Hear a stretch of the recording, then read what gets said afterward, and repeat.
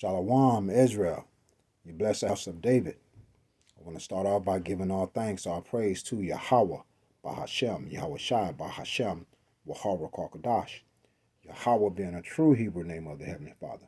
Not Yahweh, not Yah, not Jehovah, but Yahweh, which is He is to be, to exist. Bahashem in the name, Yahweh Shai, the only begotten Son of the Most High Yahweh, who the world ignorantly calls Jesus Christ. But that name will have to be in the Hebrew, and it is Yahweh Shai. And it means He saves, He delivers. He is our salvation. Bahashem in the name, Wahar and Wahar Spirit, Quadash, holy, which is the Holy Spirit. I want to give double honors to the elder apostles of Great Millstone who rule well, teach well, peace and salutations to the hopeful elect that are pushing His truth in sincerity and in diligence. And a great multitude that will hear the word and believe on the name of Yahweh Shemel Shai in prophecy and truth, love, which is law, statutes, and commandments, and faith of Yahweh Shemel Shai. I am the brother Benal Ban of the Dollars GMS Camp, coming to you again with another lesson, praying that this lesson is edifying to the flock. All right? So we're going to go ahead and get it. A quick lesson before camp on this article here by the center square. All right, and it reads, legislators seek to utilize non-citizens for military and police despite pushback.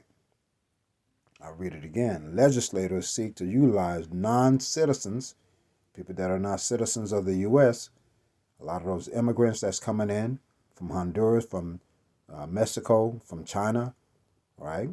Citizens for military and police despite pushback by Andrew Hensel. All right. So it reads, by the Center Square, Governor J.B. Pritzker has already signed a law to allow certain non-citizens to become police officers in Illinois. All these things are happening right behind your back while they distract you, all right? We're bred in circus, the football game, Cowboys, and, basketball games. All these things that distract you from what they're actually doing. It said now the state's two U.S. senators want the same for the U.S. military. Many Republicans are opposed to this idea. All right, that's how they started, right? With the propaganda and everything. But you have to understand, Esau Edom would not suggest something like this if he wasn't in dire straits. If we can recall, the military has not met its recruitment goals in the past, months, all right, if not year. So they're desperate because your military, all right, your foot soldiers and so forth, they constitute your might when you're talking about your enemies.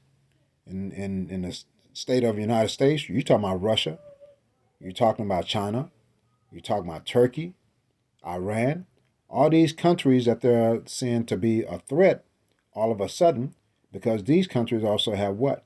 Nuclear capabilities. We'll continue. And it says House Bill 3751, allowing certain non-citizens with work permits or who are deferred action for childhood arrival recipients to be police officers, passed the Illinois General Assembly with bipartisan support during the spring session. So the measure had the backing of the Fraternal Order of Police. So you got to keep watch on how Esau Edom moves. Don't be distracted with all these teats that he's offering you money, okay, to cash in, your $6,400 from the IRS. All these little gimmicks that's meant to get your attention, man, so you won't see what's really going on. You see? That's why they highlight a lot of these football games, basketball games, soccer, because people buy into that, man. People's energy goes toward that. And when they're so focused on that, they don't see what Esau Edom is doing. Passing laws that, people have no clue he passed until it's passed. And you can't do anything about it. It goes on to say, now U.S. Senator Dick Durbin, Democrat, Illinois, wants the same for the U.S. military through a measure brought forward by Illinois U.S. Senator Tammy Duckworth. All right, Democrat for Schaumburg, U.S. Senate Resolution 2401, known as the Enlist Act, was introduced on July 19th. It remains in the U.S. Senate Committee over the Judiciary. So that's still gold, man. Recruitment is an issue right now. Nobody wants to fight. So-called Americans, all right, especially you Edomites, all right, so-called blacks, so-called Hispanics, so-called Native Indians. What are you fighting for? So no one wants to enlist. So now they have this gimmick going on. All these rush in immigrants, and you have to consider all these people coming, man. How is this so in these times? Well, we're all living in the times of prophecies, right? But you sort of question that. That's an influx of people. Someone's saying, "Hey, come over here, and we'll let you in." So you gotta watch Esau Edom, man. He's real subtle, and he won't report what he's doing to the media till after the fact. All right, and it goes on to say, if you are an undocumented person in this country, and you can pass the physical and the required tests, background tests alike, then you can serve in our military. Durbin said, if you do it honorably, we will make you citizens of the United States. That's a catch and bait. They're waving that carrot right before your face, and you're chasing that carrot trying to catch it. So that's the switch and bait right there. For you to become a U.S. citizen, basically, you're going to be defiling yourself once you become a U.S. citizen, because now you're going to buy into Esau's democracy and all that comes with it. That's pure wickedness. All right? You're going to subject yourself to that, thinking that the grass is greener on the other side. You see? So the reward, as it says here, if you can serve in the military, if you do it honorably, we will make you citizens of the United States. It says some in Illinois are against Illinois police measure that was passed in August and any new legislation that seeks to do anything similar. Okay. Let me read this part here. I am a firm believer that we should be protected by the citizens of this country and not by folks that are non-citizens. State Representative Adam Nimberg, representative of Deoteric, told the Center Square, if you look at the bill that the governor signed, that was one of my few no votes. Right? It's a valid point.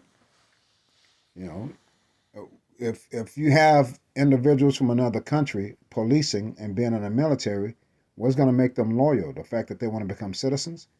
If they're corrupt and have that corrupt spirit in mind and they bring it to the United States, it's a form of defile, man.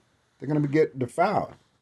They're going to defile America, with their way of thinking. But America's defiled already, man. You see? So I just wanted to hit this point up that America is desperate, man.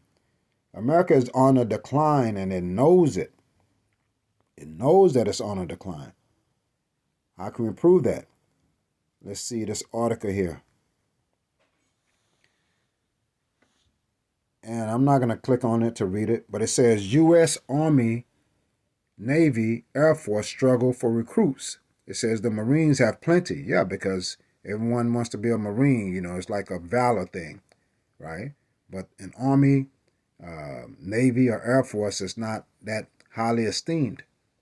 All right? So this is the problem that the U.S. has been having, and now it seems as if it's found a solution to this problem of recruiting individuals, right, for the Army, Navy, and Air Force. And they don't care if it's male or female immigrants. All right? They just want to get that number up because these are wicked times, and these are times of war. And America is lacking in foot soldiers, lacking in bodies within the military, and they can easily be succumbed by their enemy. So they're just thinking ahead. What comes to mind, and I wouldn't be surprised if Esau Edom suggests this as well, letting prison inmates out to fight in a war, also promising them their freedom if they serve honorably. Again, another gimmick of Esau Edom, man. All right. Let's see what else we got. Let me see this.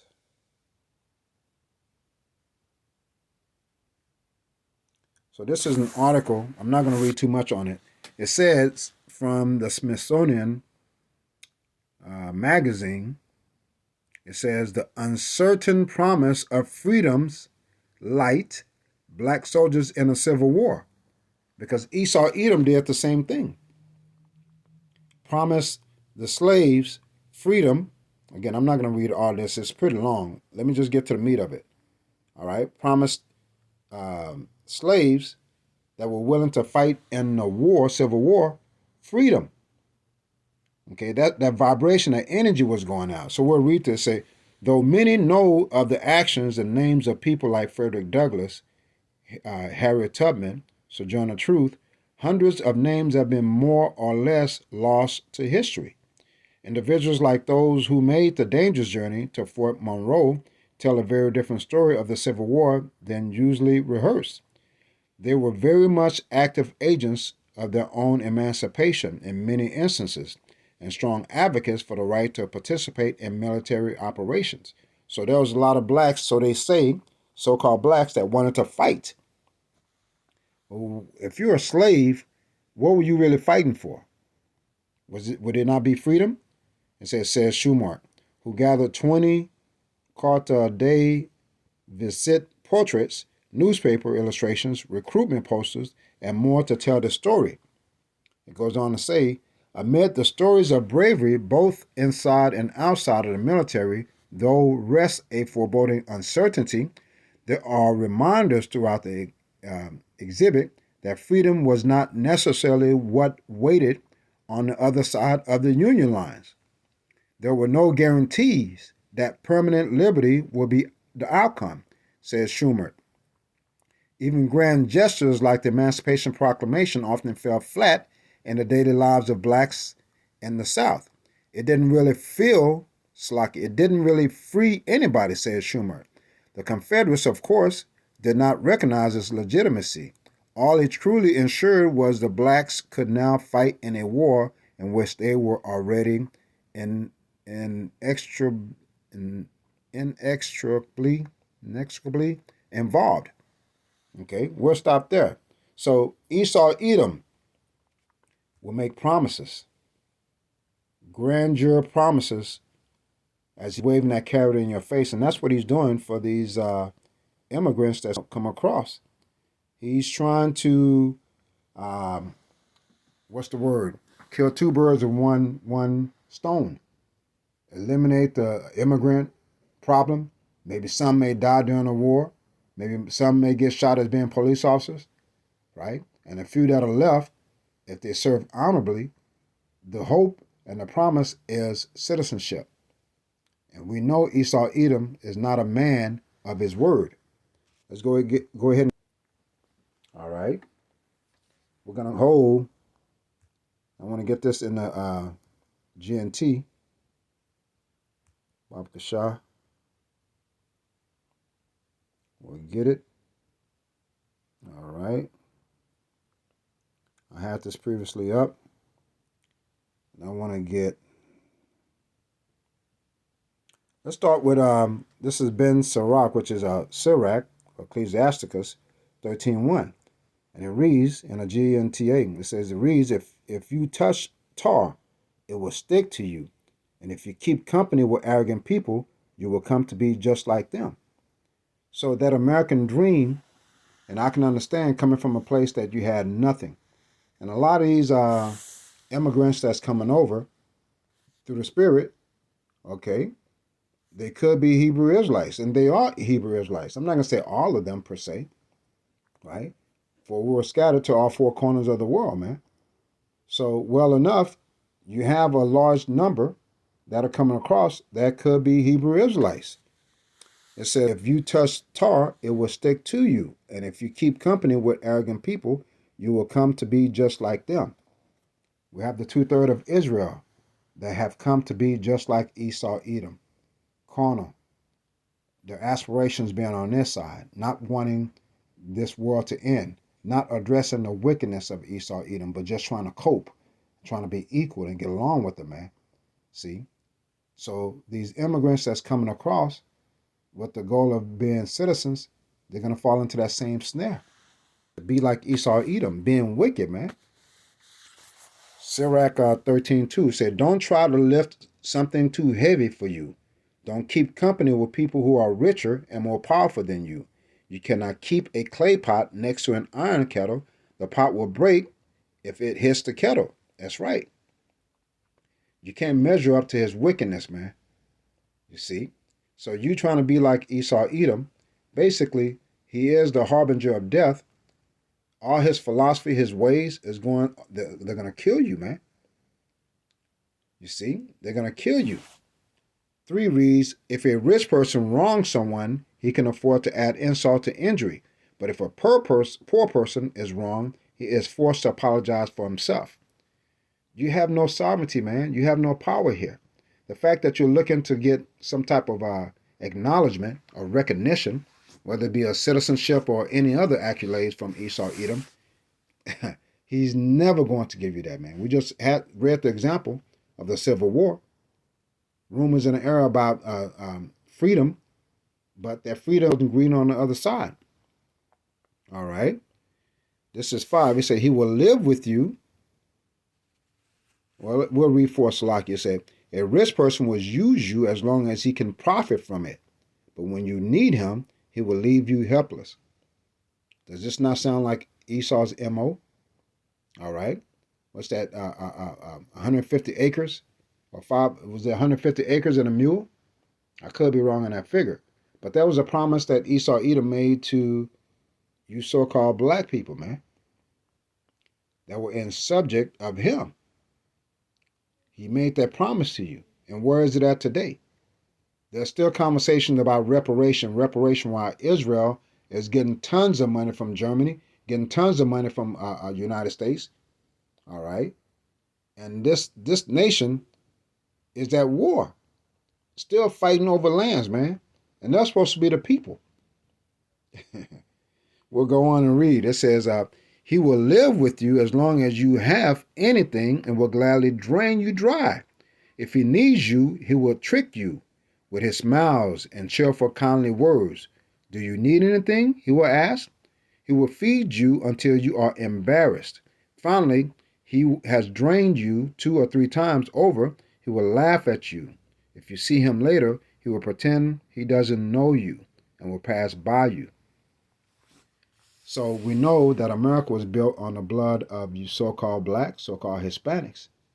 What's your reward today? You built up America. You made Esau Edom rich. You made him what he is today.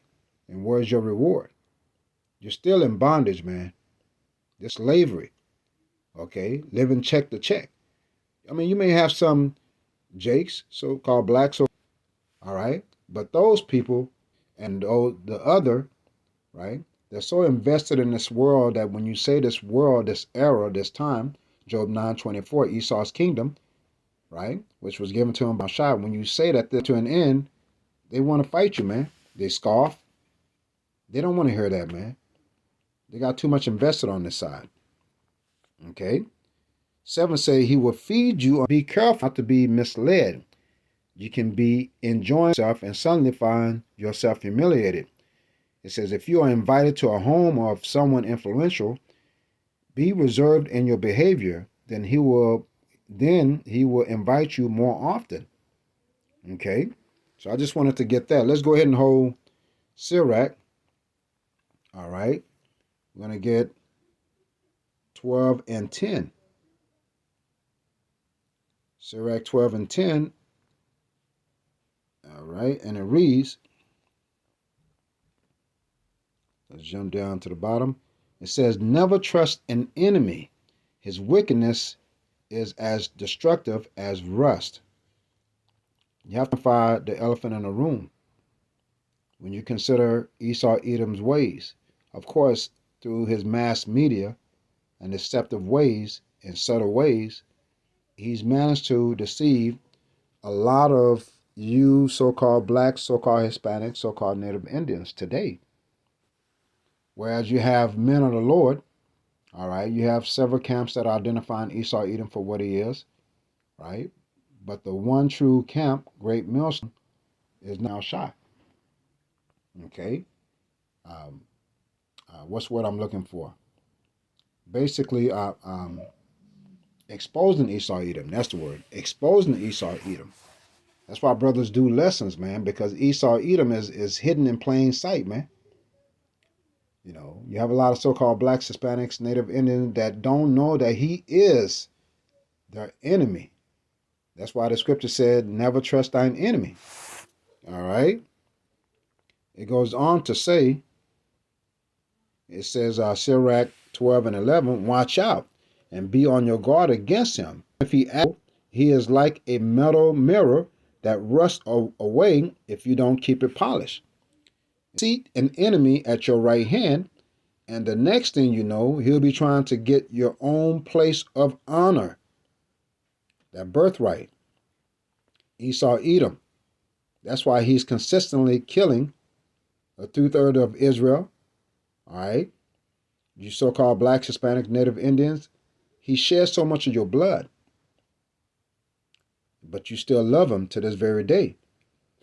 That's because you've been blinded, man. There's a spell on you. Because his words are smoother than butter. That's Psalm 55 and 21. All right? The words of his mouth are smoother than butter. Paraphrasing, but he drawn swords. Okay? Always looking for a way to kill you. It goes on to say, I'll finish that up. Seat an enemy at your right hand. The next thing you know, he'll be trying to get your own place of honor. Put him next to you, and he will overthrow you. Then you will realize the truth of my words and be stung with regret when you remember them. Man, lessons are being done. So-called blacks, so-called Hispanics, Native Indians, wake to the truth of where you're really at. This is captivity. This is not your heaven. This is not your place of rest. You're getting killed, man, like sheep to the slaughter, you know. And some may not be so obvious, but when you consider the food that you eat, the water you drink, the air that you breathe, if you really consider, right, when I say consider, by listening to the men of the Lord, exposing Esau Edom, then you would know that this is my enemy. This is not my friend. All right? He's been killing our people from day one, ever since he came into power. Okay? It says, Sirach 11 and 13, nobody feels sorry for a snake charmer or wild animal tamer who got bitten. And nobody will feel sorry for you if you run around with sinners and get involved in their wrongdoing. So if you pledge allegiance to Esau Edom, you will also fall as he will fall. 2nd Ezra 6:9. For the Esau Edom is the end of this world, and Jacob is the beginning of it that followeth, man. All right? Because he's deceiving you with smooth words, man. We're going to hold and end off on Psalm 52 and 27. All right? This is, bear with me. We're going to hold Psalms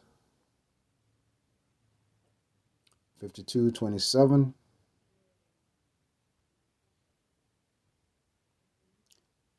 All right.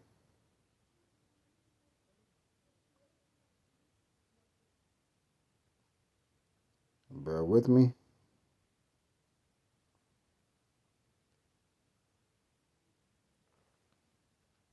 All right, let me see.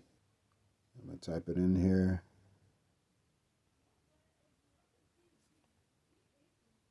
Bear with me. All right. We'll go ahead and we're going to hold Psalms 55 and 21.